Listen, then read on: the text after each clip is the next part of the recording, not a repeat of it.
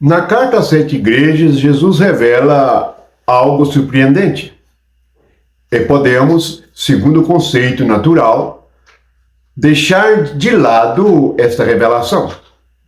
Primeiramente, no capítulo 2 de Apocalipse, na carta à igreja em Éfeso, Jesus elogia a igreja em Éfeso com a seguinte palavra: Tens, contudo, a teu favor que odeias as obras dos nicolaítas, as quais eu também odeio. Portanto, há algo que Deus detesta e odeia. E a igreja em Éfeso também odiava e detestava. E Jesus coloca isto como um ponto positivo da igreja. Quem hoje se interessa a entender e compreender o que Jesus odeia? Podemos ler mais à frente que a igreja em Pérgamo, que é a igreja que se casou com o mundo, Jesus diz a seguinte palavra no versículo 13 do capítulo 2. Outro sim, também tu tens os que da mesma forma sustentam a doutrina dos nicolaítas. Portanto, arrepende-te, senão venho a ti sem demora, e contra eles pelejarei com a espada da minha boca. Portanto, essa doutrina é um ensinamento chamado ensinamento dos nicolaítas.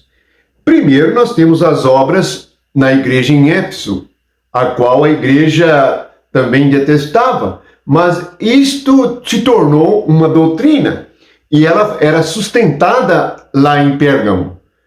O que significa as obras e as doutrinas dos nicolaítas?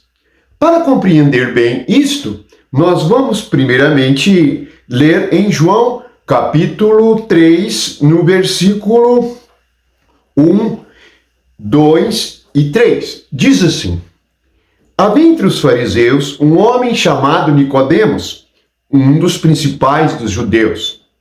Este de noite foi ter com Jesus e lhe disse: Rabi, sabemos que és mestre vindo da parte de Deus, porque ninguém pode fazer estes sinais que tu fazes, se Deus não estiver com ele. A isto Jesus respondeu: em verdade te digo, que se alguém não nascer de novo, não pode ver o reino de Deus. Então lhe perguntou Nicodemos: como pode um homem nascer sendo velho? Pode, porventura, voltar ao ventre materno e nascer a segunda vez? Bem, aqui temos também um nome, Nicodemos. Ele era um dos principais dos judeus, em algumas versões, príncipe dos judeus. O que significa Nicodemos? E o que tem a ver Nicodemos com Nicolau, com os nicolaítas? Para compreendermos a Escritura, devemos lembrar que, por toda a Bíblia, o nome traz o significado da sua natureza. Jesus significa Salvador. Abraão significa pai de multidões. Portanto, nós vemos que aquele homem, apesar de ser um dos principais dos judeus, ser um príncipe, ele não compreendia o reino, não podia vê-lo, ele não podia entendê-lo, apesar de ser um homem religioso, conhecedor da letra da lei e dominar sobre o povo.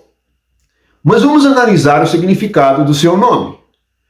Nós temos também nele o prefixo Nikos, o mesmo prefixo que está em Nicolau. Nico significa dominador, o que domina, o que sustenta. Nicodemos significa o que domina o povo, pois demos é a mesma palavra que forma democracia, poder do povo, que emana do povo. Nicodemos significa aquele que tem poder sobre o povo. Note que estes que hoje têm poder sobre o povo e exercem um poder religioso, não veem o reino de Deus. É por isso que estão divididos e redivididos com suas doutrinas e ensinamentos carnais, porque são como Nicodemos, apesar de diante do mundo serem os principais, serem os dominadores, serem as lideranças, eles estão dominando segundo a carne, não viram o reino de Deus, por isso estão divididos uns contra os outros. Não percebem o Espírito de Deus, não nasceram de novo, não entram no reino de Deus, mas fala das Escrituras, estuda as Escrituras fora do reino, sem o domínio do Espírito. Mas e sobre a doutrina e as obras nicolaítas? Bem, Nico significa domínio, vencedor, aquele que domina. Agora, Nau significa laico, ou povo simples, ou aqueles que não sabem ou não compreendem. Lembra de Laodiceia? A palavra Laodiceia, a qual Jesus escreveu também uma carta, significa opinião dos leigos, opinião do povo. Então, esta é uma igreja que se move e que segue segundo a opinião da carne. Agora, Nicolau. Nicolau significa os que dominam o povo. É a hierarquia, é a carne, é o homem que com um título domina o povo. Jesus disse no Evangelho de Mateus que entre aqueles que são seus discípulos, ninguém deve ser chamado pai, ninguém deve ser chamado, deve dominar como os reis da terra, porque todos são irmãos. O domínio que há na igreja é pelo Espírito Santo, é por meio de Jesus Cristo, que entra no Espírito nosso, e através do nosso Espírito nos dá visão e revelação. Por isso Jesus disse para Nicodemos, que também era um dominador do povo, que ele precisaria nascer de novo. Ele tinha que ter um novo começo espiritual, porque Deus é Espírito e o reino de Deus só pode ser conhecido por meio do Espírito. Então, por que Jesus odiava as obras e, por fim, a doutrina? Porque se criou uma autoridade clerical, uma autoridade que é segundo a carne, que é segundo o conceito humano, mas não é segundo o Espírito.